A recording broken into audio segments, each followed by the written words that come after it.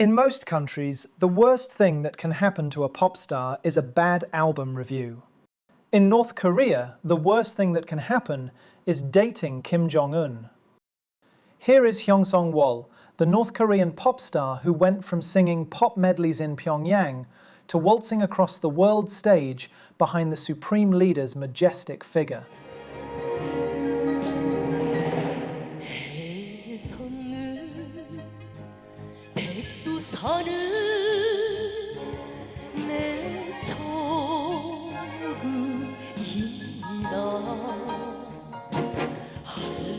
Hyon Song-wol wasn't just another singer in a military chic girl group.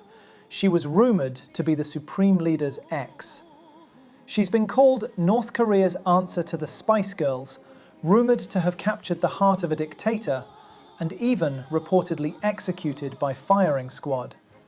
Don't worry, she had survived the jealousy from Ri Sol-ju and got herself a Hermes crocodile handbag. In this episode, we'll trace Hyun's journey from patriotic pop idol to power player in the Pyongyang inner circle, and gossip about those fascinating rumours in North Korea's entertainment industry. Buckle up, let's dig in.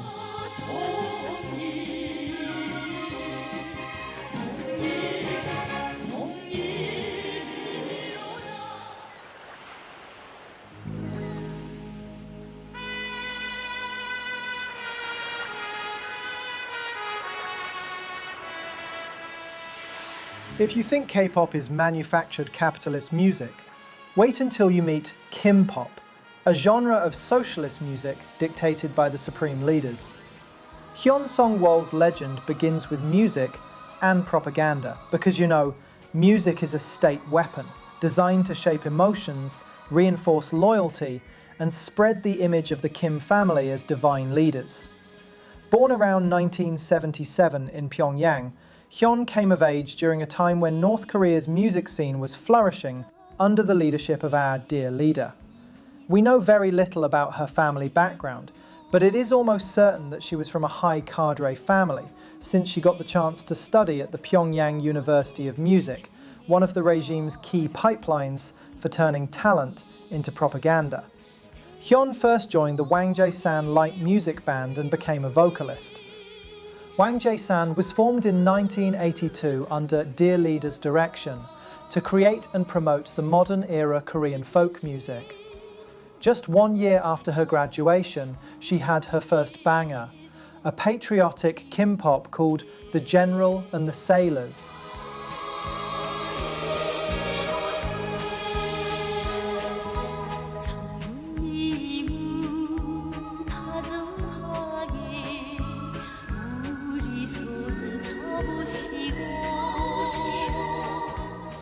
A rousing ode to Kim Jong-il can make you a household name faster than any comrade else.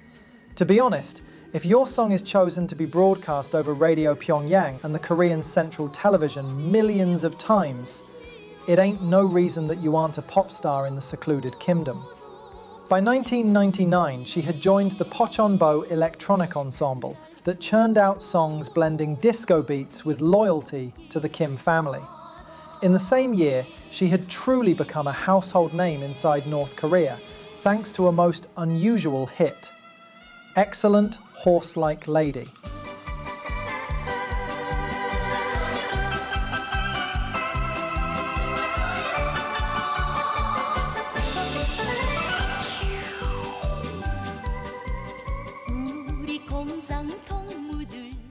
Yes, you heard that right. It was a song celebrating a heroic textile worker likened to a virgin on a stallion who toils tirelessly for the dear leader. With peppy synth beats and over-the-top lyrics which translate as, "After a full day's work I still have energy left. All my life I will live to uphold his name." Young Hyon galloped into fame as the regime's ideal of an energetic, duty-obsessed modern woman.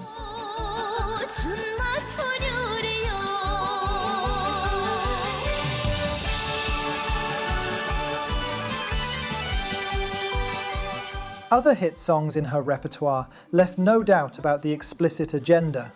Titles like Footsteps of Soldiers, I Love Pyongyang and We Are Troops of the Party weren't exactly subtle.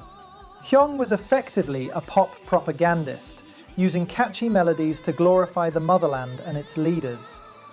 With her strong vocals and patriotic charm, she became a favoured artist of the regime in the early 2000s. Little did she know, her life was about to mimic a soap opera plot, complete with forbidden love, disappearing acts, and phoenix-like rebirth.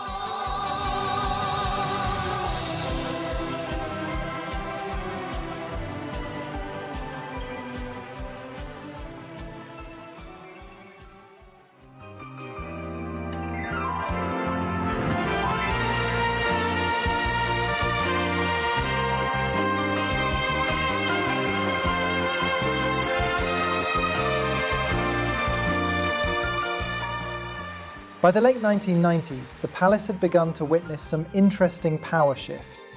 The presumed heir apparent, Kim Jong-nam, was gradually falling from dear leader's favour. As this happened, Kim Jong-il started grooming his youngest son, Kim Jong-un, as the next in line for the throne. Two competing versions of the same courtship story soon began to emerge. According to the South Korean intelligence reports, when the teenage Kim Jong-un got back in Pyongyang during a holiday from his Swiss boarding school, he saw the performance of the glamorous singer Hyon Song-wol. The young heir was said to have promptly fallen under her spell. Hyon, a high-ranking beauty queen in North Korea, seemed to perfectly fit the mold of a big sister for the shy prince. The pair reportedly began dating in the early 2000s, despite a 7-year or more age gap. Some keen observers even noted a symmetry. Kim Jong-il himself had courted an older starlet, Song Hye-rim, in his youth, so the son apparently imitated his father's type. According to another version from defector testimonies, Kim Jong-un had little choice in the matter. It was Kim Jong-il who noticed the young Hyon Song-wol and decided to assign her to his son. In the early 2000s, when the teenage Kim Jong-un was living in Switzerland, supposedly isolated from fun and friends, Kim Jong-il reportedly sent Hyon as a special gift to keep his lonely son company.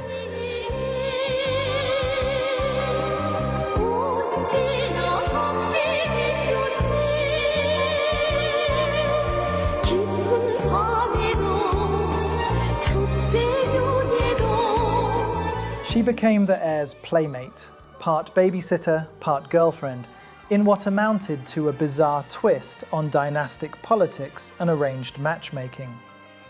Whatever the truth of these accounts, analysts agree that Kim Jong-il intervened quickly as soon as he learned of his kid's romance. South Korean media reports suggest that the elder Kim flatly forbade the match and even sent Hyon Song-wol into obscurity. By the time the couple finally returned to Pyongyang, Kim Jong-un had been ordered to break off the relationship before entering the military academy, and Hyon was quietly instructed to marry someone else. After 2006, Hyon Song-wol largely vanished from the public eye, treated like any other troublemaker in the Kim regime. Japanese news outlets reported that she quietly married a military officer and gave birth to a daughter. For years, Hyon stayed away from film and music, her name reduced to hushed whispers and a few innocuous references on dusty propaganda broadcasts. Motherhood seemed to suit her. At a 2012 International Women's Day concert, she appeared on stage but declined an impromptu encore, explaining, "I'm about to give birth." By then, Hyon had effectively been relegated to the role of a politically cautious housewife, a far cry from her former celebrity. Under the watchful eye of the regime, she had become simply an obedient mother.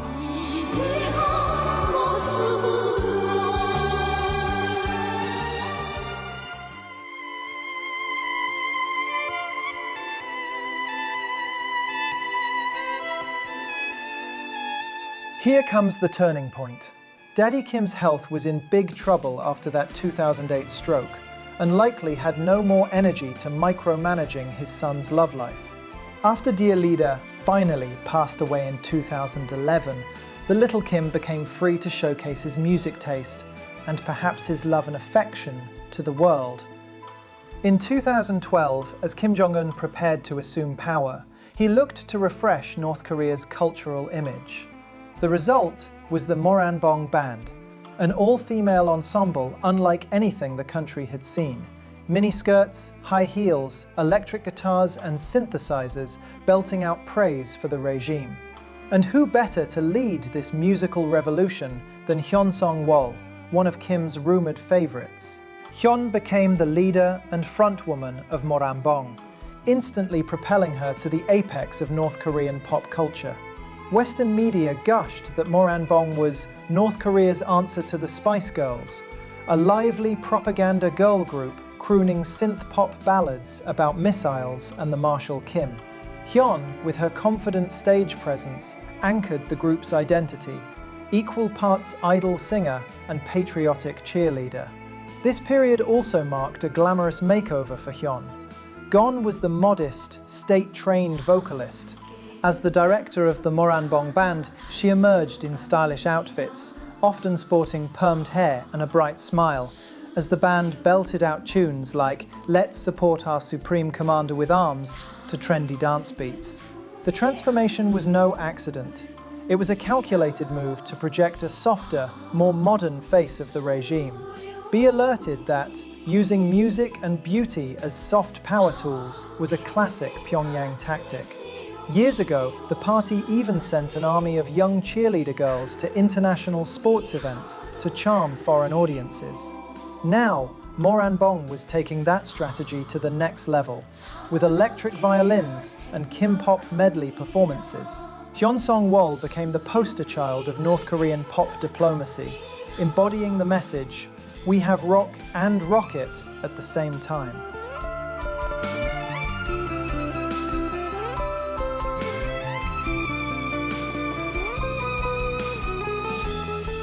Behind the scenes, Hyon also started climbing the political ladder.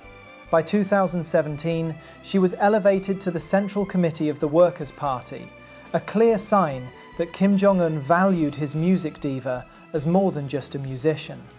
In fact, Hyon was soon entrusted with a critical propaganda post, Deputy Director of the party's Propaganda and Agitation Department, the powerful bureau that crafts every slogan, song, and poster in the country. It was official. That excellent horse-like lady had galloped right into North Korea's inner circle. But with greater fame came greater scrutiny. Scandalous gossip would soon engulf Hyon.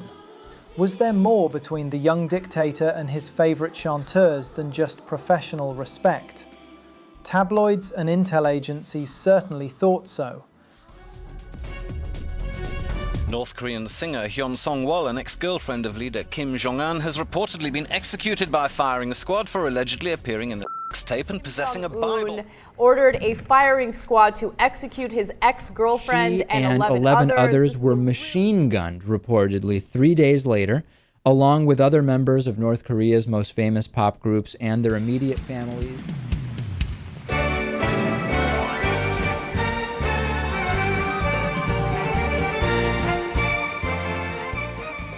In late August 2013, a South Korean newspaper dropped a bombshell. Hyon Song-wol had been executed by firing squad on Kim Jong-un's orders, apparently for starring in. The story, originally run by the conservative Chosun Ilbo, read like lurid fiction.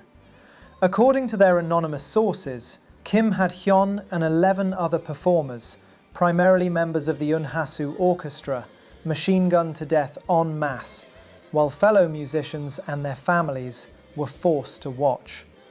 The alleged crime? Filming themselves in obscene postures and selling the videos, which, in puritanical North Korea, is a capital offence. The tale only grew more sensational from there. South Korean intel chimed in with additional claims. The executions happened on August 17, 2013, and the motive, some whispered, was political jealousy. One rumour suggested that Kim's wife, Ri Sol-ju, another famous singer, wanted to eliminate Hyon and other women who knew too much about Ri's own past as an entertainer. The Asahi Shimbun boldly claimed that the rare execution of state performers had been ordered to stop rumours about Ri Sol-ju's potentially decadent activities before she became First Lady.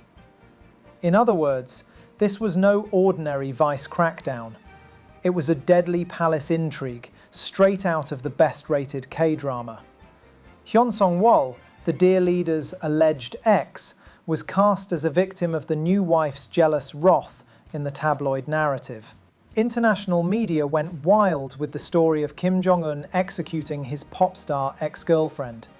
After all, it fit the caricature of Kim as an unpredictable tyrant. For months, Hyon disappeared from public view, lending credence to the rumours that her life had indeed met a gruesome end. Even the chief of the South Korean spy network publicly stated he was aware that about a dozen entertainers had been executed, indirectly validating the reports. By late 2013, most observers around the world simply accepted that Hyon Song-wol was dead and gone.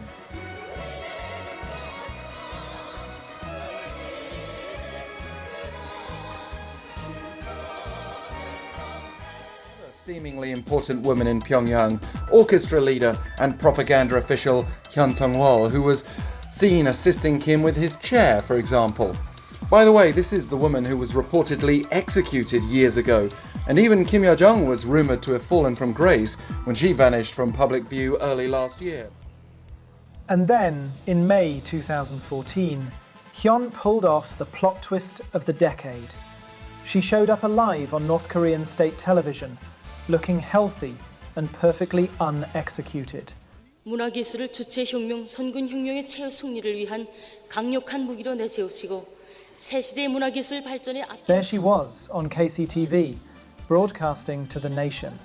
Hyon Song-wol was in her military uniform, standing at a podium during a national artist rally, speaking about loyalty to Kim Jong-un.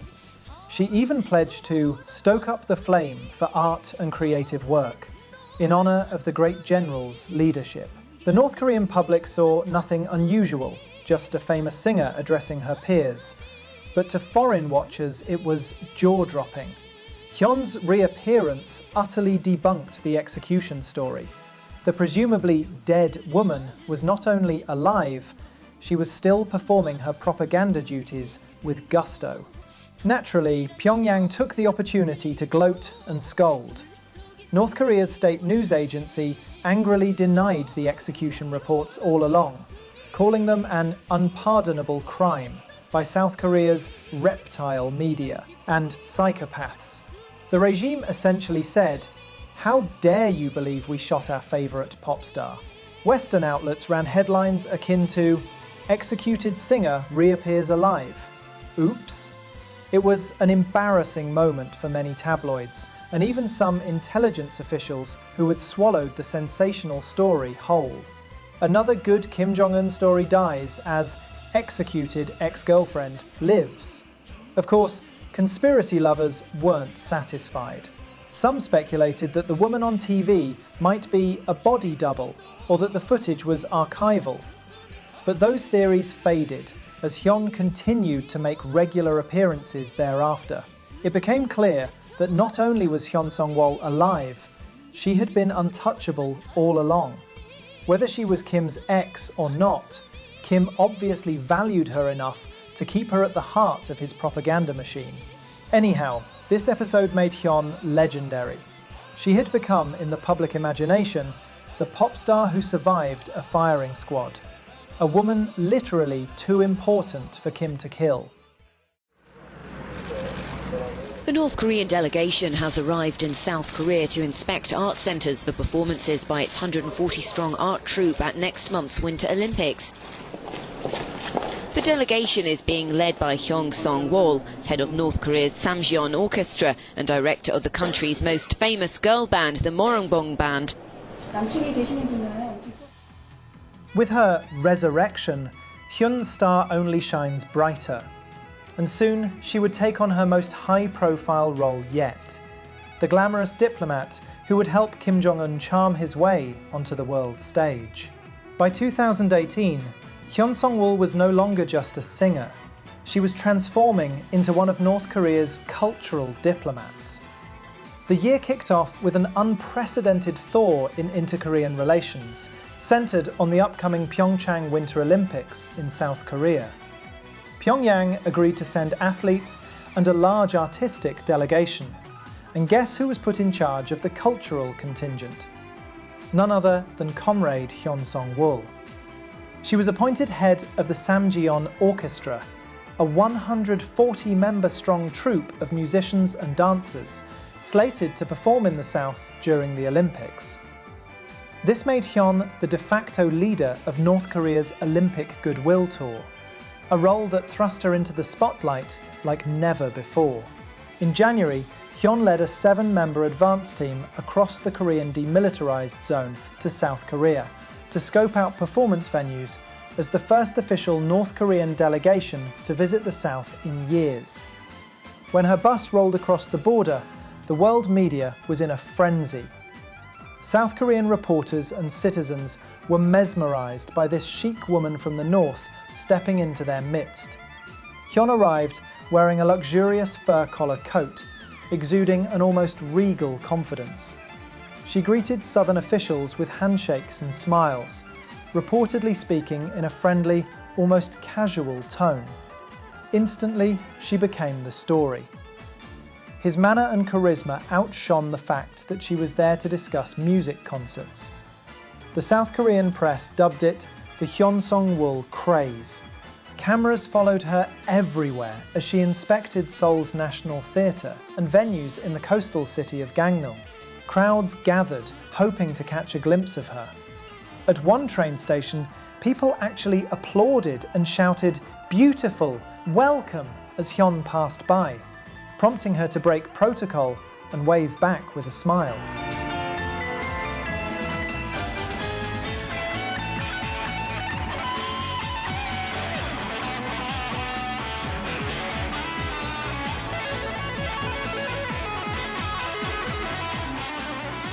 In a surreal twist, a North Korean woman, hailed from a country vilified just months prior for nuclear tests, was being welcomed like a celebrity in the South. Over the course of that Olympics, Hyon proved to be a savvy diplomat, or at least a very poised frontwoman. She negotiated technical details with South Korean officials, even cracking jokes. During one venue inspection, when a South official apologized that a gymnasium was smaller than ideal, Hyon quipped with a laugh, "Well, you should have built a bigger one if you had time." And her chuckles soon aroused all around.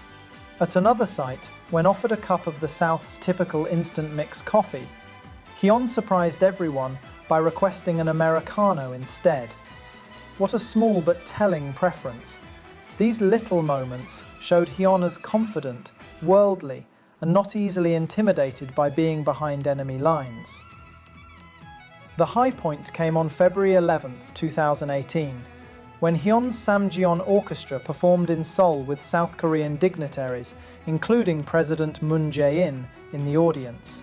Hyon shared the stage with Kim Yo-jong, Kim Jong-un's little sister, in an image of Korean unity for the history books.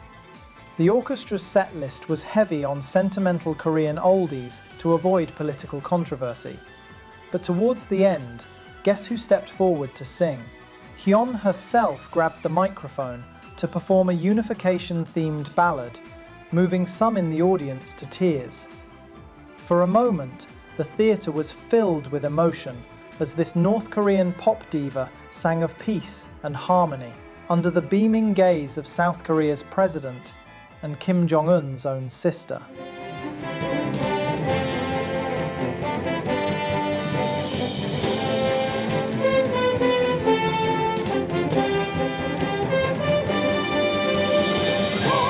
It was soft power diplomacy at its finest, and very likely the strangest. The New York Times described one of the concerts as emotional, and noted that South Korean spectators found themselves surprisingly moved by the Northern troops' performance. Through music, Hyon managed to do what decades of political posturing couldn't, to touch ordinary people's hearts across the borderline.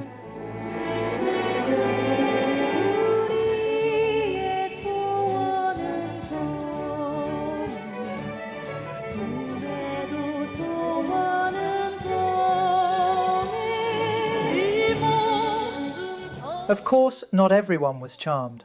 Some South Korean activists protested the art troupe's visit, decrying it as a propaganda stunt.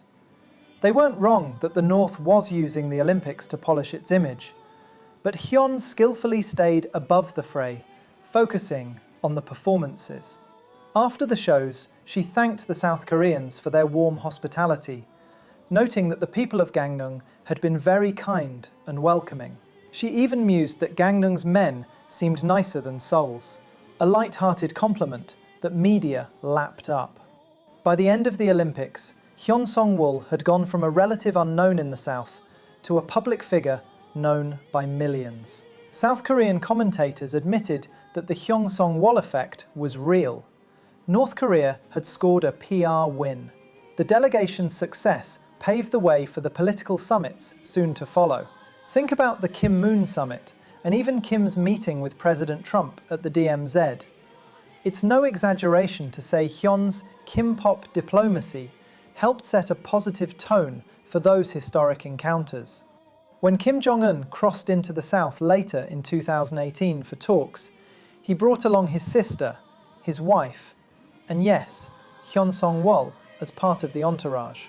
She had firmly established herself as one of Pyongyang's go-to faces for international engagement, with a unique skill set.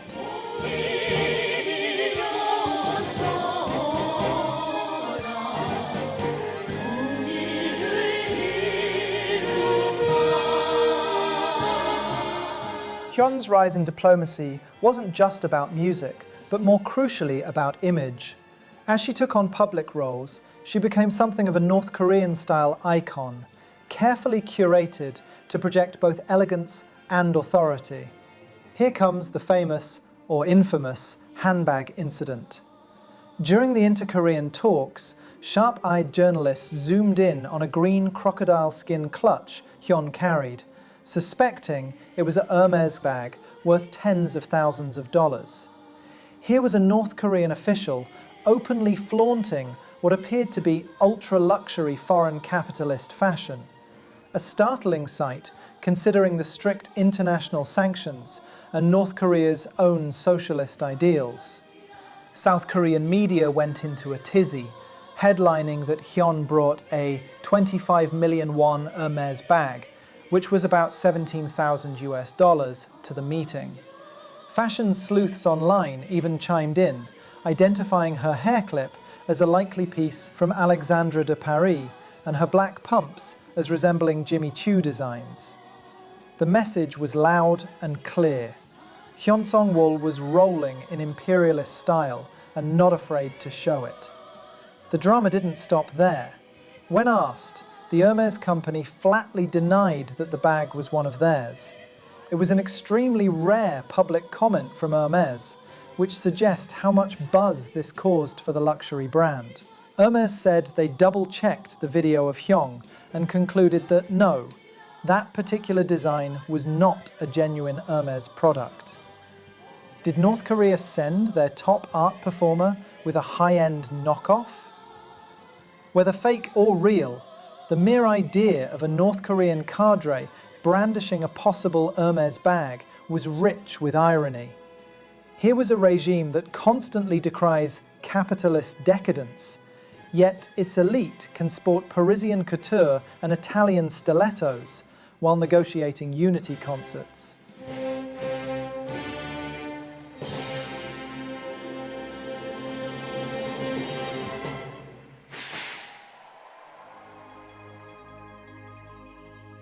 Hyun's fashion evolution is striking. Recall that in her earlier appearances, like a 2015 visit to China, she was seen in a modest military uniform paired with a Chanel handbag, a jarring mix of soldier and socialite. Fast forward to 2018, and she appeared in tailored navy blue skirt suits, perfectly coiffed hair, and subtle makeup, though with bold eyeliner. She often wears the obligatory double Kim portrait pin on her chest, as all North Korean officials do, but she somehow integrates it into an overall classy look. During winter events, she's been spotted draped in what appears to be a mink fur shawl, which state media insists is domestically produced fur, lest anyone worry she's violating import bans. In fact, North Korean news outlets defensively boasted that historically, Korea had plenty of indigenous mink and sable, implying that Hyun's fur surely is a homegrown product. Perhaps the most intriguing style comparison came from a comment that Hyon seemed to be emulating First Lady Melania Trump's fashion sense, donning luxurious coats and accessories to project an image of wealth. It's an unexpected parallel. The North Korean pop star turned politician is channeling a Western First Lady's glam. It shows Pyongyang's savvy in using visual cues. By looking the part of a cosmopolitan, well-heeled official, Hyon symbolized a North Korea that isn't shabby or backward, but deserves a seat at the table with the chic and powerful. It's soft power by way of couture. In Japan, magazines breathlessly recounted her designer outfits and labeled her a style queen of Pyongyang, second perhaps only to Ri Sol-ju, who is known for her love of Dior and Chanel. Indeed, North Korea's upper crust seems to have its own quiet fashion rivalry. Ri Sol-ju has been dubbed a trendsetter after appearing with pricey handbags and tailored dresses, and wealthy Pyongyang women reportedly try to copy Ri's looks. Hyon is not willing to lose. Her fur and high heels proved that she can hold her own in this contest of glamour.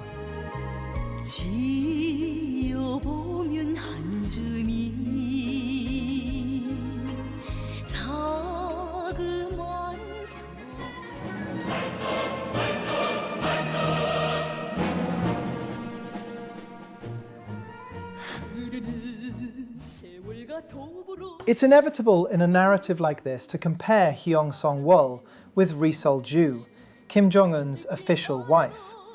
After all, both women were talented performers plucked from obscurity into the limelight of Kim's court. Both have been seen as modernizing influences in a regime dominated by generals and apparatchiks. And if gossip is to be believed, their fates have been intertwined in dramatic ways. Ri Sol-ju, like Hyon, was a singer originally from the Unhasu Orchestra before catching Kim Jong-un's eye and eventually becoming his wife around 2009. She made her public debut as First Lady in 2012, immediately drawing notice for her fashionable dress and easy smile. The young couple made a stark contrast to Kim's dear father, who rarely appeared with his wives. When Ri came on the scene, Hyon vanished under the camera lens. Recall the 2012 misidentification incident, where many thought Kim was showing off Hyon, only to learn it was Comrade Ri as his bride. This planted the idea that perhaps Hyon was replaced by Ri in Kim's affections, fueling a narrative of rivalry. The 2013 execution rumors only poured gasoline on that fire. Those reports explicitly suggested Ri Sol-ju had a role in purging Hyon and others. Foreign media implied that Ri's jealousy or insecurity played a major part. If true, that's some seriously dark Real Housewives of Pyongyang maneuvering. And indeed, given Hyun's survival and continued prominence, it appears Ri Sol-ju did not, in fact, succeed in sidelining her. On the contrary, as Hyon rose through the propaganda department ranks, she had to coexist with Ri, who was being styled as the North Korea gracious First Lady.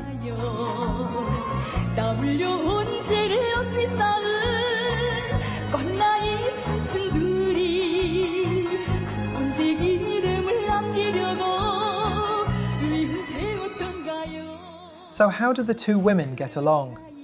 Publicly, there's no sign of friction. They occupy different niches. Ri Sol-ju focuses on appearing with Kim at state functions, promoting education, or visiting hospitals in a quasi-mother-of-the-nation figure. Hyon, meanwhile, operates in the cultural sphere and behind the scenes in the party. Internally, they portray Ri Sol-ju in almost holy terms, such as the title of Respected First Lady, while Hyon is lauded as a worker heroine and artist.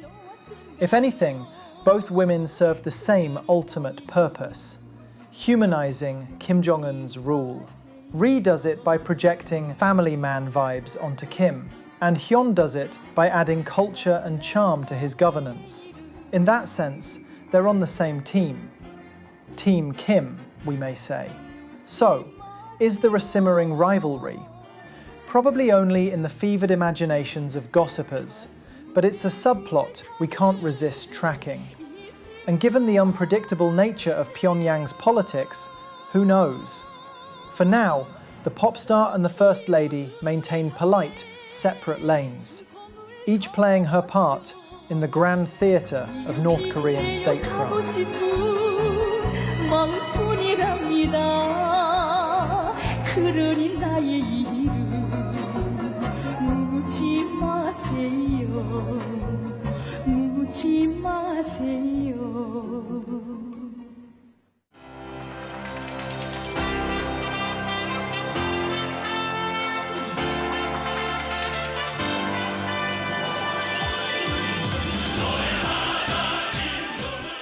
Today, Hyon Song-wol stands as a unique symbol of North Korea's evolving face. She's a colonel in the Korean People's Army, a deputy department director in the ruling party, and still the lead of the Moranbong musical troops. It's a triple-hatted role that few could have imagined for a woman in North Korea a generation ago. She frequently appears at major events, one week inspecting new construction with Kim Jong-un, another week applauding next to him at a missile test celebration, and the next organising a concert for visiting foreign dignitaries. Always impeccably dressed, always with that aura of confidence. Within North Korea, she's presented as a patriotic artist and loyal official. But outside, she's become something of a mythic figure, the pop diva who's lived a life more dramatic than any soap opera. Consider those elements of her legend: a forbidden romance with the prince, a forced separation and marriage to another, a spectacular rise as the nation's songbird, a death sentence pronounced in headlines, followed by a miraculous return. Then a second act as a diplomat and style icon, rubbing shoulders with presidents and toting luxury handbags. You almost expect there to be a secret child in the mix. And guess what? There's even a rumour of that. In late 2023, a former South Korean intelligence official publicly claimed that Kim Jong-un's firstborn child, an eldest son, is actually Hyon Song-wol's. According to this unverified claim, Hyon and Kim allegedly had a son years before Kim married Ri Sol-ju, and this boy, nicknamed Il-bong, is being secretly raised out of the spotlight. North Korea watchers were stunned by the allegation. If true, it would add a whole new dimension to Hyun's importance as mother to a potential Kim heir. The claim couldn't be confirmed and could well be fantasy, but the fact it gained traction shows how Hyun's mystique invites ever more sensational chapters. It's as if the world keeps writing fan fiction about her life, each plot twist crazier than the last. As we wrap up, one might wonder how Hyon herself views her life. Is she aware of her global fame? Does she chuckle at the outlandish stories about her or feel pressure from the spotlight? We may never know. In her carefully managed public speeches, she sticks to extolling Kim Jong-un's leadership and promising artistic devotion. Yet, the poise and subtle smile she often displays hint at someone who's fully conscious of her unique role. In the theatre of North Korean politics, Hyon has proven she can play many roles and play them well. Whatever the truth behind the rumours, she has mastered the art of staying in tune with the times and in favour with the powers that be. Not bad for a horse-like lady on a mission.